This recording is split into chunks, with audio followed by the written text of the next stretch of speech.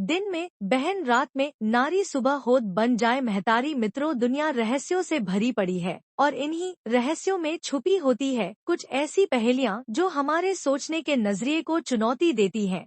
आज का हमारा वीडियो एक ऐसी ही रहस्यमय पहेली पर आधारित है। दिन में बहन रात में नारी सुबह होते बन जाए महतारी। यह कोई साधारण पहेली नहीं है बल्कि इसके पीछे छुपा है एक गहरा अर्थ और एक अद्भुत कहानी जो आपको सोचने पर मजबूर कर देगा। जब पहली बार आप इस पहेली को सुनेंगे तो यह आपको अजीब लगेगी। आपके मन में सवाल उठेंगे, आखिर ऐसा कौन हो सकता है जो दिन में बहन रात में नारी और सुबह होते ही महतारी बन जाता है? क्या यह किसी रहस्यमय चरित्र की कहानी है या फिर इसमें छुपा है कोई प्रतीकात्मक संदेश जो हमारी रोजमर्रा की जिंदगी से जुड़ा हुआ है? इस पहेली को समझने के लिए हमें एक दिलचस्प कहानी के सफर पर निकलना होगा। एक ऐसी कहानी में भावनाओं के रंग हैं, रिश्तों की परत है और जीवन के छुपे हुए अर्थ हैं। यह कहानी हमें ले जाएगी एक ऐसे जगह पर जहाँ परंपराएं और मान्यताएं आज भी उतनी ही मजबूत है जितनी सदियों पहले थी। कहानी शुरू होती है एक रहस्यमय स्त्री से जिसके बारे में गांव के लोग तरह तरह की बातें करते हैं। जहां उस स्त्री के विषय में कुछ लोग कहते हैं कि दिन के उजाले में वह सबके लिए एक बहन जैसी है, सहयोगी, दयालु और हर किसी की मदद के लिए तैयार रहती है। लेकिन जैसे ही रात का अंधेरा फैलता है वह बदल जाती है। उसकी पहचान एक नारी के रूप में सामने आती है जिसके हाव भाव और व्यवहार बिल्कुल अलग हो जाते हैं। लेकिन सबसे हैरान करने वाली बात यह है कि सुबह सुबह होते ही वही स्त्री एक महतारी यानी माँ के रूप में दिखाई देती है जिसकी ममता और स्नेह असीमित है। आखिर कौन है यह स्त्री, हम आपको बताएंगे इस रहस्यमय स्त्री की कहानी जिसके जीवन के अलग अलग पहलू हमें सिखाते हैं कि कैसे एक ही इंसान अलग अलग भूमिकाओं को निभाकर समाज में अपनी जगह बनाता है। यह कहानी सिर्फ एक पहेली नहीं है बल्कि यह हमें सिखाती है कि इंसान के भीतर कितनी गहराई होती है। इस पहेली का अर्थ समझने के लिए आपको हमारी पूरी कहानी सुननी होगी। हम इसे एक सुंदर कथा के माध्यम से आपके सामने प्रस्तुत कर रहे हैं। यह कथा हमें महाभारत काल में ले जाएगी और हमें गंगा नदी की महिमा और राजा शांतनु के जीवन के अद्भुत पहलुओं को साझा करेगी। पहेली का पहला पहलू है दिन में बहन का क्या अर्थ है, दूसरा पहलू रात को नारी बनने का क्या राज्य है और तीसरा पहलू है सुबह होते ही माँ बनने का गुण रहस्य क्या है। तो चलिए मित्रों, हम सभी इस अद्भुत यात्रा को शुरू करते हैं। महाभारत काल की भूमि जहां न केवल महान योद्धाओं की गाथा रची गई बल्कि आर्षि मुनियों और राजाओं के अद्भुत तप और संघर्ष भी अमर हो गए, ऐसी ही एक कथा है राजा प्रतीक की जिनकी जीवन यात्रा एक अद्वितीय संघर्ष और गंगा जी की महिमा से जुड़ी हुई है। तो बने रहिए हमारे साथ इस रोमांचक सफर में जहां हर मोड़ पर एक नया राज्य खुलेगा और अंत में जब आप इस पहेली का जवाब जानेंगे तो यकीनन आपके चेहरे पर एक हैरानी भरी मुस्कान जरूर होगी। तैयार हो जाइए क्योंकि यह कहानी सिर्फ सुनने के लिए नहीं बल्कि महसूस करने के लिए है। एक समय की बात है जब गरुण देव भगवान श्री कृष्ण की नगरी द्वारिका में आते हैं। वहाँ का वातावरण देखकर उनका मन गदगद हो जाता है। भगवान श्री कृष्ण गरुण देव को अपने पास आया हुआ देखकर कहते हैं, हे पक्षीराज गरुण, आज आप हमारे पास किस प्रयोजन से पधारे हैं? आपके चेहरे की झुर्रियां साफ बता रही हैं कि आप किसी बात को लेकर चिंतित हैं। भगवान श्री कृष्ण की बात को सुनने के बाद गरुण देव कहते हैं, हे प्रभु, मैं आपके पास अपनी एक अबूझ पहेली को लेकर आया हूँ जिसका उत्तर मुझे कोई नहीं दे पा रहा था, इसलिए ही मैं आपके पास आया हूँ। तब भगवान श्री कृष्ण कहते हैं कि गरुण जी, कहिए आपकी वह पहेली कौन सी जिसे लेकर आप इतना चिंतित हैं? मुझे वह पहेली बताइए, मैं अवश्य ही इसका हल आपको प्रदान करूंगा। हे प्रभु, मेरी पहेली है दिन में बहन रात में नारी सुबह होत बन जाए महतारी। मुझे इस पहेली का हल नहीं मिल पा रहा है जिसे लेकर ही मैं परेशान हूँ। अब भगवान श्री कृष्ण कहते हैं कि हे गरुण देव, सत्य में आज आपने एक अत्यंत ही महत्वपूर्ण प्रश्न किया है। इस बात का बखान आपको एक कथा के माध्यम से मैं आपको देता हूँ कि इस पहेली का अर्थ क्या है। हे गरुण देव सुनो, आज से कई वर्ष पहले एक राजा हुआ करते थे। उनका नाम प्रतीक था। राजा प्रतीक एक धर्मनिष्ठ और न्यायप्रिय राजा थे। उनके राज्य में प्रजा सुखी और बहुत संतुष्ट थी, परंतु उनके अपने जीवन में एक बड़ी कमी थी। उनके घर में कोई संतान नहीं थी। समाज में यह बात धीरे धीरे चर्चा का विषय बन गई। लोग राजा प्रतीक को निर्बंध कहकर अपमानित किया जाने लगा। यह शब्द उनके लिए बाण के समान थे। राजा प्रतीक अपने परिवार के प्रति ऐसे ताने को सह नहीं पा रहे थे। वे जानते थे कि संतान का ना होना केवल उनका व्यक्तिगत दुख नहीं है बल्कि उनके राज्य की स्थिरता के लिए भी एक बड़ा प्रश्न है। अपने इस दुख से मुक्ति पाने के लिए राजा प्रतीक ने एक बड़ा निर्णय लिया। उन्होंने तय किया कि अपनी समस्या का समाधान पाने के लिए वह तपस्या करेंगे। कहते हैं तपस्या से सारी इच्छाएं पूरी हो जाती थी, परंतु यह साधारण तपस्या नहीं थी। उन्होंने गंगा जी की आराधना करने का निश्चय किया, क्योंकि गंगा जी केवल एक नदी नहीं है बल्कि एक जीवन दायिनी देवी है। राजा प्रतीक ने अपना राजमहल छोड़ दिया और गंगा नदी के निकट जाकर बस गए। वहां पर उन्होंने कठोर तपस्या आरंभ की। यह तपस्या वर्षों तक चली। राजा ने जल और भोजन का त्याग करके केवल गंगा के जल को पीकर ही जीवन यापन किया। उन्होंने गंगा माता का आवाहन किया और उनसे कृपा की याचना की। तब मां गंगा उनके इस कठोर तप से प्रसन्न हुई और उनके सामने प्रकट हो गई। गंगा मैया ने कहा, है पुत्र, मैं तुम्हारी भक्ति और तपस्या से बहुत प्रसन्न हूँ, इसलिए मैं तुम्हें आशीर्वाद देती हूँ कि तुम्हारे घर एक तेजस्वी पुत्र का जन्म होगा। यह पुत्र न केवल तुम्हारे वंश को आगे बढ़ाएगा बल्कि एक महान राजा के रूप में प्रसिद्ध होगा। अब मां गंगा के आशीर्वाद से राजा प्रतीक के घर पर एक पुत्र का जन्म हुआ जिसका नाम शंतनु रखा गया। शंतनु के जन्म से केवल राजा और रानी ही नहीं बल्कि पूरे राज्य में उत्सव मनाया गया। तनु एक तेजस्वी और अद्भुत बालक थे। उनका बचपन अत्यंत शांत और सुखद था। वे अत्यधिक बुद्धिमान और साहसी थे। राजकुमार शंतनु के व्यक्तित्व में राजकुमारों वाली सभी विशेषताएं थी। समय के साथ राजकुमार शंतनु युवा हो गए। उनकी वीरता और ज्ञान ने सभी को प्रभावित किया, लेकिन इस बीच राजा प्रतीक ने अपने बालों में सफेदी देखी, जिसका साफ संकेत यह था कि अब उनका शरीर बूढ़ा हो चला है। उनके चेहरे पर झुर्रियां पड़ रही थी और उनके हाथ पैर पहले जैसे मजबूत नहीं बचे थे। यह संकेत उसे यह समझाने के लिए काफी था कि अब राज्य का भार उन्हें अपने पुत्र को सौंप देना चाहिए। अब ऐसा ही हुआ। एक दिन राजा प्रतीक ने शंतनु को बुलाया और उनसे कहा, पुत्र, अब समय आ गया है कि मैं राज्य का भार तुम्हारे कंधों पर सौंप दूं। मेरी उम्र अब ऐसी नहीं रही कि मैं राज्य का संचालन कर सकूं। तुम युवा अवस्था में हो और मैं देख सकता हूं कि तुम्हारे अंदर एक आदर्श राजा बनने के सभी गुण हैं। आज से मैं तुमको राजा बनाता हूँ, परंतु तुमको इस बात का ध्यान रहे, यह राजपद केवल शक्ति का स्रोत नहीं है बल्कि प्रजा की सेवा का माध्यम है। राजा प्रतीक ने संतन को राजगद्दी सौंप दी और उनसे एक महत्वपूर्ण बात कही, पुत्र, जब तुम जंगल में घूमने या शिकार खेलने जाओगे तो वहाँ एक दिव्य स्त्री तुम्हारे सामने आएगी। वही स्त्री तुम्हारी पत्नी बनेगी। इसे तुम ईश्वर का संकेत मानना और इस बात पर विश्वास रखना। मित्रों, अपने पुत्र को राज्य का भार सौंपने के बाद राजा प्रतीक और उनकी रानी ने संन्यास ले लिया। वे अपने जीवन का शेष समय वन में तपस्या और ध्यान में बिताने के लिए चले गए। उनके हृदय में यह संतोष था कि उनका पुत्र संतन अब एक आदर्श राजा के रूप में उनकी विरासत को आगे बढ़ाएगा। राजा शंतनु एक पराक्रमी और धर्मपरायण राजा बनेगा। अपने पिता राजा प्रतीक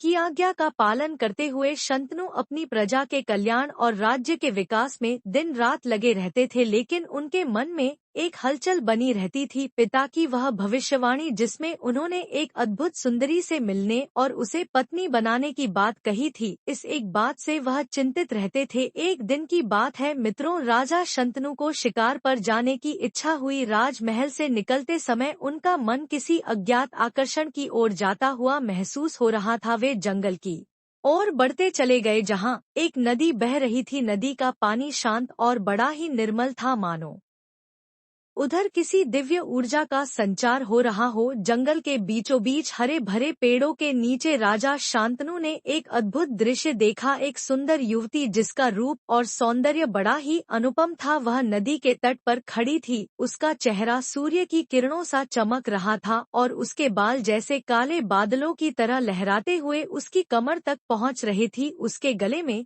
सुगंधित फूलों की माला थी और उसकी आंखें मानो सृष्टि के सारे रहस्यों को छिपाए हुए थी। राजा शंतनु उस अद्भुत सुंदरी को देखकर मोहित हो गए। उन्होंने अपने पिता की कही हुई बात को याद किया कि एक दिन जंगल में तुम्हें ऐसी स्त्री मिलेगी जो तुम्हारी पत्नी बनेगी। अब शांतनु का हृदय तेजी से धड़कने लगा। उन्होंने तुरंत उस स्त्री से बात करने का मन बना लिया। राजा शंतनु ने उस स्त्री के पास जाकर पूछा, हे सुंदरी, तुम कौन हो और इस सुनसान जंगल में अकेले क्यों घूम रही हो? तुम्हारा रूप तो ऐसा है कि इसका वर्णन करना असंभव है। तुम्हारा सौंदर्य मानो धरती पर स्वर्ग का प्रतिबिंब है। मित्रों, वह स्त्री माँ गंगा ही थी। उन्होंने राजा शंतनु की बात सुनकर हल्की मुस्कान दी और कहा, हे राजन, मैं कौन हूँ इससे आपको क्या ना देना। मैं यहाँ अकेली घूम रही हूँ। यह मेरा अपना निर्णय है। यह जानने का आपको कोई हक नहीं है, परंतु यह बताइए आप मुझसे क्या चाहते हैं। तब राजा शांतनु ने विनम्रता से कहा, है देवी, मेरा हृदय तुम्हारे रूप पर मोहित हो चुका है। मैं तुम्हारा नाम जानना चाहता और यह भी जानना चाहता हूँ कि क्या तुम मेरे साथ विवाह करने के लिए तैयार हो। अब गंगा देवी ने कुछ क्षण सोचा, फिर उन्होंने उत्तर दिया कि हे महाराज, यदि आप मुझसे विवाह करना चाहते हैं तो मेरी कुछ शर्तें हैं जिन्हें आपको माननी होंगी। यदि आप उन्हें स्वीकार करेंगे तभी मैं आपकी अर्धांगिनी बनूंगी, लेकिन यदि आप मेरी शर्तों को नहीं मानेंगे तो यह प्रस्ताव यही समाप्त हो जाएगा। तब राजा शंतनु ने कहा, है देवी, मुझे आपकी हर शर्त मुझे स्वीकार है। कृपया बताइए आपकी शर्त क्या है। तब गंगा देवी ने गंभीर होकर कहा, है राजन, यदि मैं आपकी पत्नी बनूंगी तो आप मुझसे कोई सवाल नहीं पूछेंगे। मैं जो भी करूंगी, जहाँ भी जाऊंगी, आपको मुझे रोकने या टोकने का कोई अधिकार नहीं होगा। यदि आपने मेरी शर्त को तोड़ा तो मैं आपको और आपके राजमहल को सदा सदा के लिए छोड़कर चली जाऊंगी। क्या यह शर्त आपको मंजूर है? राजा तनु गंगा के रूप और व्यक्तित्व से इतने प्रभावित हो चुके थे कि उन्होंने बिना सोचे समझे वचन दे दिया। उन्होंने कहा, हे सुंदरी, मैं आपकी हर शर्त मानने के लिए तैयार हूँ। मैं वादा करता हूँ कि मैं कभी भी आपके किसी कार्य में हस्तक्षेप नहीं करूंगा और न ही कोई प्रश्न पूछेंगा। कृपया मेरे साथ विवाह करने के लिए आप मुझे अपनी स्वीकृति दें। तब गंगा ने मुस्कुराते हुए कहा, है राजन, यदि ऐसा है तो मैं आपके साथ विवाह करने को तैयार हूँ। मित्रों, राजा शंतनु का हृदय यह सुनकर प्रसन्नता से भर उठा। यह पल उनके जीवन का सबसे सुखद पल था। वे समझ गए थे कि यह कोई साधारण स्त्री नहीं है बल्कि कोई दिव्य शक्ति। उनका हृदय आशा और आनंद से भर गया। मित्रों, राजा शंतनु पूर्व जन्म में कौन थे और मां गंगा के साथ उनका विवाह क्यों हुआ, तो इस रहस्य को आप ध्यान से सुनिए। बहुत समय पहले की बात है। गंगा देवी ने अपने तट पर खड़े होकर एक बार घोषणा की थी कि जो भी 7 बार मेरी इस नदी को तैर कर पार कर जाएगा, मैं उससे ही विवाह कर लूंगी। गंगा माँ का यह वचन हर किसी के लिए चुनौती से कम नहीं था। नदी की गहराई और तीव्र प्रवाह को पार करना आसान नहीं था। उसी समय गंगा के किनारे एक सियार आता था। यह साधारण सियार नहीं था। उसकी आंखों में एक अद्भुत चमक और दिल में अपार साहस था। वह गंगा माँ की दिव्यता पर मोहित हो गया और उनकी घोषणा सुनकर उसने तय किया कि वह 7 बार गंगा नदी को पार करके उनसे विवाह करेगा। पहली बार जब उसने नदी को पार किया तो उसके मन में एक उत्साह जागा। उसने दूसरी बार, तीसरी बार, चौथी और पांचवी और छठी बार भी नदी को पार कर लिया। हर बार वह अपनी सीमित शक्ति से गंगा की धारा को चुनौती देता रहा। 6 बार तक वह सियार सफल होता रहा, लेकिन 7वीं बार गंगा ने उसकी परीक्षा लेने के लिए अपनी धारा को और तीव्र कर दिया। सियार ने अपनी पूरी ताकत लगा दी, लेकिन तेज बहाव और उसकी थकावट ने उसे कमजोर कर दिया। 7वीं बार वह नदी के बीचों बीच में डूब जाता है। वह सियार नदी की गहराई में समा गया और उसकी मृत्यु हो गई। मित्रों, कुछ समय बाद सप्त आर्ष गंगा के नदी के किनारे पहुंचे। वे गंगा को पार करना चाहते थे, लेकिन नदी पार करने का कोई साधन उपलब्ध नहीं था, परंतु उन्होंने लकड़ी और घास से बनी हुई एक नौका जैसी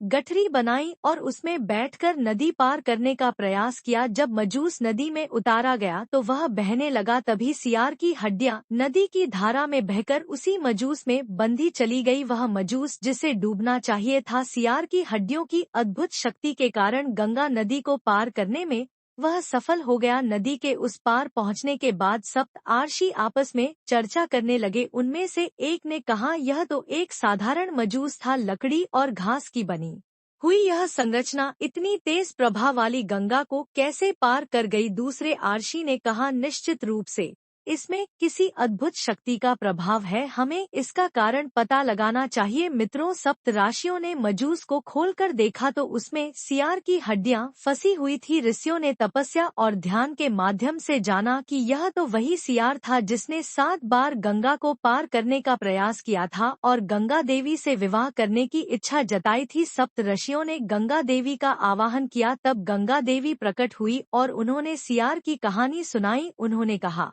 इस सियार ने मुझसे विवाह करने की इच्छा के कारण 7 बार गंगा को पार करने का प्रयास किया। 6ठी बार यह सफल रहा, लेकिन 7वीं बार यह असफल होकर डूब गया। इसका साहस और भक्ति अद्वितीय है। तब सप्त ऋषियों ने गंगा देवी से कहा, है देवी, आपने वचन दिया था कि जो 7 बार गंगा को पार करेगा उससे आप विवाह करेंगी। अब आपको अपने वचन का पालन करना चाहिए। गंगा देवी ने उत्तर दिया, है आर्षिगण, मैं अपने वचन का सम्मान करती हूँ, परंतु इस जन्म में यह सियार मुझसे विवाह नहीं कर सकता। मैं इसे आशीर्वाद देती हूँ कि अगले जन्म में एक तेजस्वी राजा के रूप में जन्म लेगा और तब मैं इससे विवाह करूंगी। मित्रों, गंगा देवी के आशीर्वाद से सियार ने राजा प्रतीक के घर जन्म लिया और राजा शंतनु बने। वह तेजस्वी धर्म पारायण राजा बने। गंगा देवी का वचन अब पूरा होने जा रहा था। गंगा देवी ने राजा से यह वचन लिया था कि वे उनके किसी भी कार्य में हस्तक्षेप नहीं करेंगे और न ही कोई प्रश्न पूछेंगे। राजा शंतनु गंगा के सौंदर्यवता से इतने प्रभावित थे कि उन्होंने इस वचन को खुशी खुशी स्वीकार कर लिया। इसके बाद गंगा और राजा शंतनु का विवाह संपन्न हुआ। विवाह के बाद गंगा राजा शंतनु की पत्नी बनकर उनके राज्य महलों में रहने लगी, लेकिन गंगा देवी की प्रकृति दिव्य थी।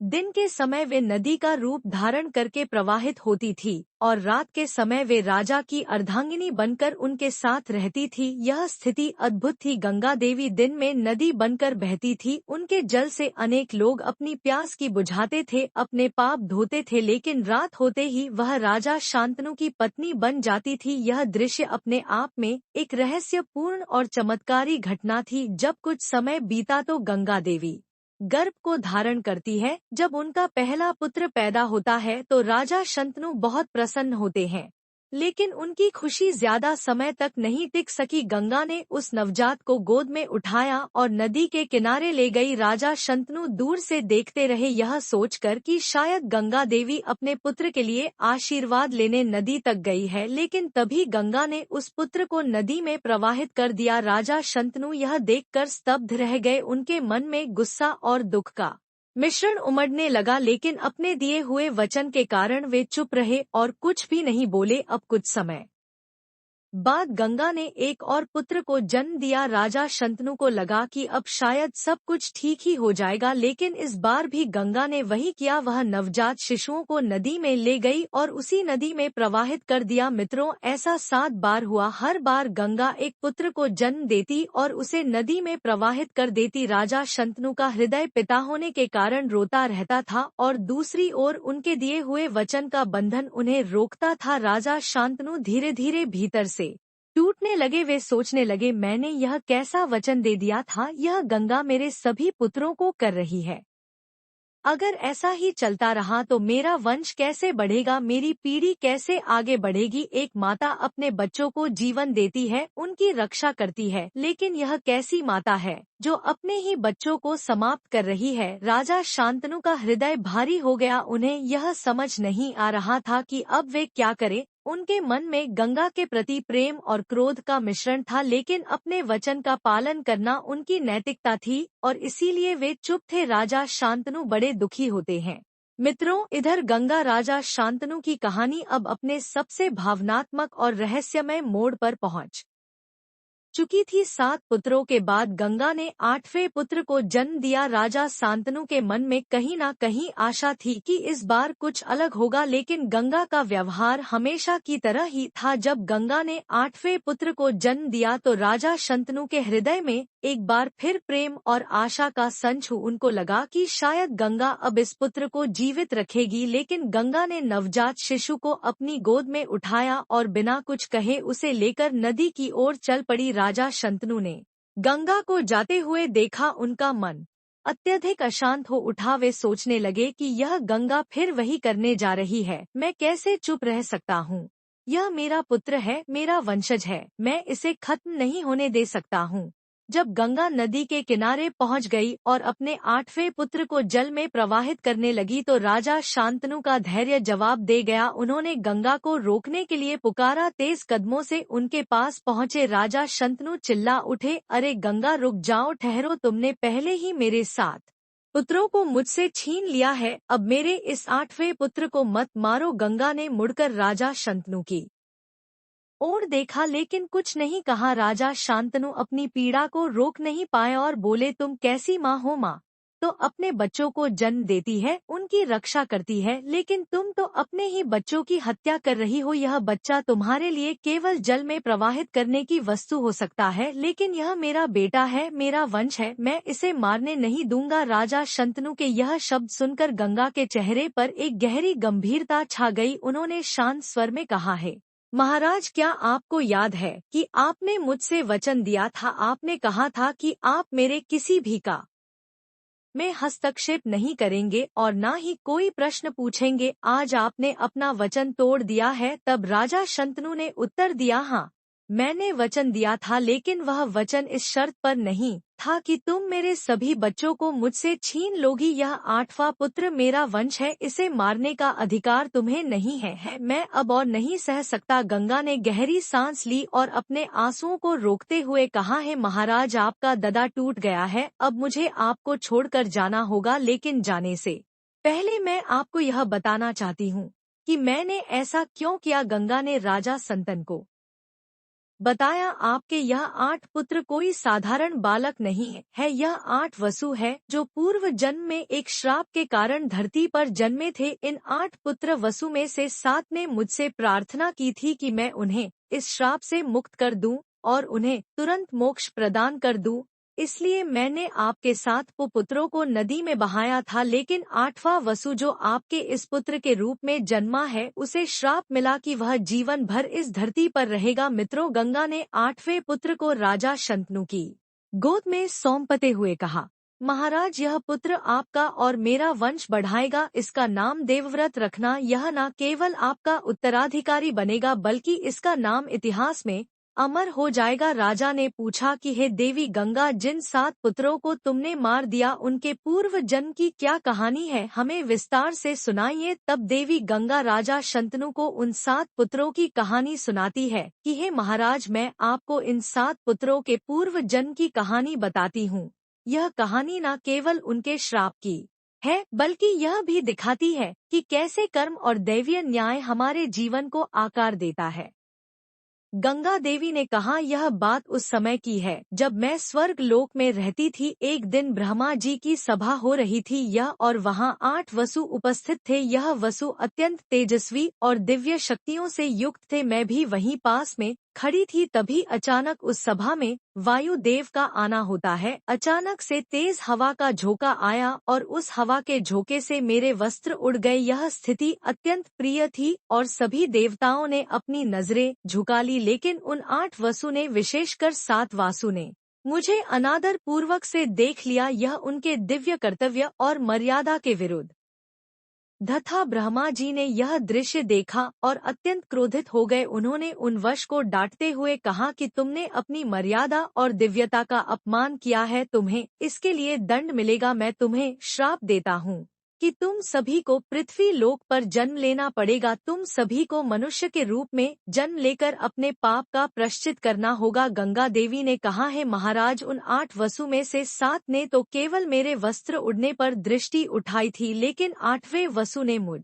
पर अपनी नजरें गड़ा ली थी और अत्यधिक अनादर किया, इसलिए ब्रह्मा जी ने उसे अतिरिक्त श्राप दिया और कहा तुम्हें न केवल मनुष्य के रूप में जन्म लेना पड़ेगा बल्कि तुम्हें अपनी पूरी आयु पृथ्वी पर बितानी होगी, तुमको कोई मुक्ति नहीं मिलेगी। वसु को जब यह श्राप मिला तो वे अत्यंत दुखी हो गए, वे ब्रह्मा जी से क्षमा मांगने लगे और अपनी मुक्ति की याचना करने लगे, लेकिन ब्रह्मा जी ने कहा मैं अपना श्राप वापस नहीं ले सकता, तुम सभी को भूतल पर जाना ही होगा। मित्रों, इसके बाद वसु गंगा जी के पास आए और प्रार्थना करने लगे, गंगा देवी क्या आप हमारी सहायता कर सकती हैं? हम भूतल पर जन्म लेने के लिए बाध्य हैं, लेकिन हम वहाँ अधिक समय तक रहना नहीं चाहते, कृपया आप हमारी माँ बनकर हमें जन्म दें और हमें तुरंत मोक्ष प्रदान करें। हमें केवल जन्म लेने का दंड भोगना है, लेकिन कृपया हमें जल्दी मुक्त कर दें। मैंने उनकी प्रार्थना स्वीकार कर ली और कहा मैं तुम्हें जन्म दूंगी और तुरंत मोक्ष प्रदान कर दूंगी, लेकिन 8वें वसु को, जिसने सबसे बड़ा पाप किया था, पूरे जीवन तक पृथ्वी पर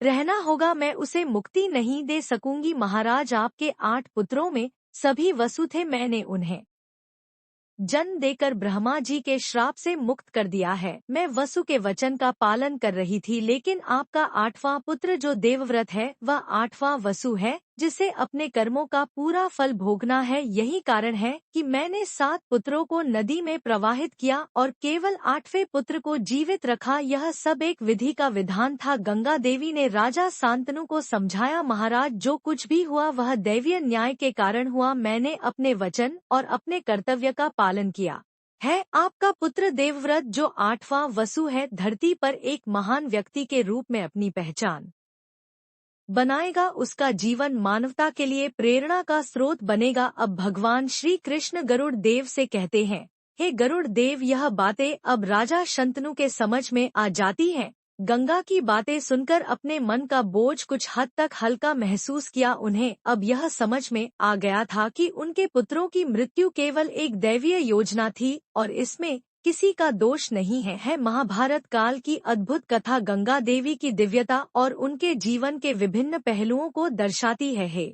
गरुड़ देव इस कहानी से जो पहेली निकलती है वह गंगा की 3 विशिष्ट भूमिकाओं को समझाने का प्रयास करती है। दिन में बहन गंगा जो एक नदी के रूप में बहती है, दिन के समय पूरी धरती को अपने जल से सींचता है, उनका प्रवाह कभी थमता नहीं है। उनके जल से प्यासे प्राणी अपनी प्यास बुझते हैं, किसान अपनी फसलें सींच है और लोग अपने दैनिक कार्यों के लिए गंगा के जल का उपयोग करते हैं।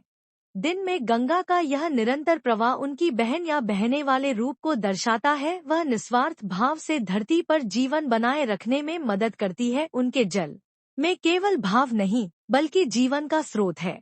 यही कारण है कि दिन के समय गंगा को बहन के रूप में जाना गया है, क्योंकि वह बहती है। रात के समय गंगा देवी एक विशेष रूप लेती है। रात को गंगा देवी अपने नारी रूप में राजा शंतनु के साथ रहती थी। इस रूप में वह एक पत्नी की भूमिका निभाती थी, एक साथी, एक स्नेह और समर्पित पत्नी। यह उनकी दिव्यता का एक और रूप था, जहाँ वह नदी से एक नारी के रूप में परिवर्तित हो जाती थी। उनका यह रूप उनकी भावनात्मक और मानवीय पक्ष को प्रकट करता है, इसलिए उन्हें रात में नारी कहा गया है। सुबह का समय गंगा की महिमा का सबसे पवित्र पहलू दर्शाता है। जैसे ही सूरज की सबसे पहली किरण गंगा के जल पर पड़ती है, श्रद्धालु गंगा के तट पर एकत्रित हो जाते हैं। वे गंगा में स्नान करते हैं, अपने पापों से मुक्ति की कामना करते हैं और उन्हें गंगा मैया के रूप में पूजते हैं। गंगा का यह रूप मातृत्व का प्रतीक है। वह अपने जल से केवल प्यास ही नहीं बुझाती बल्कि अपने भक्तों को शुद्ध करती है, उन्हें पवित्रता का एहसास दिलाती है। गंगा देवी को उनकी करुणा, प्रेम और संग के लिए माँ के रूप में पूजा जाता है। मित्रों, इस कहानी के माध्यम से इस पहेली का अर्थ स्पष्ट होता है। दिन में बहन गंगा एक नदी के रूप में बहती है और धरती पर जीवन बनाए रखती है। रात को नारी गंगा देवी राजा शंतनु की पत्नी बनकर उनके साथ रहती है। सुबह को महतारी गंगा को उनकी पवित्रता और मातृत्व के लिए गंगा मैया कहा जाता है। गंगा केवल एक नदी नहीं वह भारतीय संस्कृति में जीवन, प्रेम और त्याग का है। वह हमें सिखाती है कि किसी भी रूप में हमें निस्वार्थ भाव से दूसरों की सेवा करनी चाहिए, चाहे वह बहती नदी के रूप में हो, समर्पित पत्नी के रूप में हो या करुणामय माँ के रूप में। गंगा का हर रूप हमें प्रेरणा देता है। मित्रों, आशा करते हैं कि अब तो आप वीडियो में बताई गई पहेली के बारे में समझ ही चुके होंगे। अगर आपको वीडियो पसंद आया है तो वीडियो को लाइक कीजिए और जो लोग चैनल पर नए हैं, चैनल को सब्सक्राइब अवश्य कीजिए। बाकी मित्रों, आप सभी लोगों का वीडियो को यहाँ तक देखने के लिए दिल से धन्यवाद।